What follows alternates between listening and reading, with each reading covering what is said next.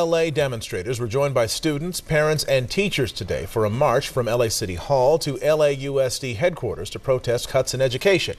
Eyewitness News reporter Robert Olguin is live at the demonstration, which is still going on. Robert. That's right. The group out here is calling itself OccupyLAUSD. The group made up mostly of members of the teachers union, and they're planning to camp out here in front of LAUSD headquarters until the district listens to their demands, which is to hire back the teachers and aides that have been laid off over the past year. You can see one tent here is already in place, and these people are trying to use the momentum around the Occupy LA movement to their advantage.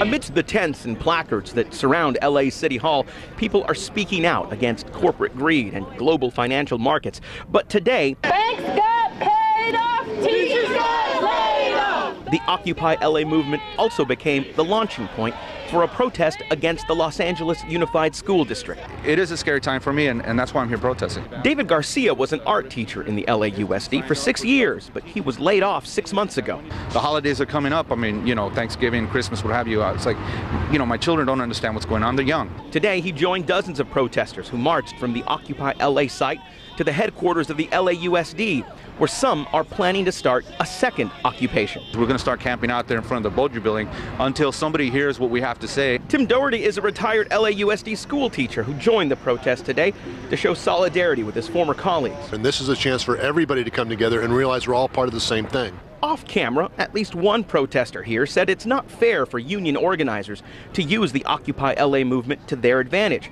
But an Occupy LA spokeswoman says they're in full support of the teachers and their movement. Without them, we wouldn't be able to provide our children with the foundation that they require. So this is really an important day.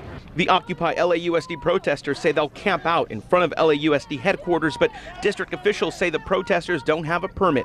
And in a written statement, LAUSD Superintendent John Dacey said it's an insult for these protesters to equate a school district that during the past 4 years has experienced a $2 billion loss of state and federal funding with policies and institutions that have systematically hurt the poor and middle class.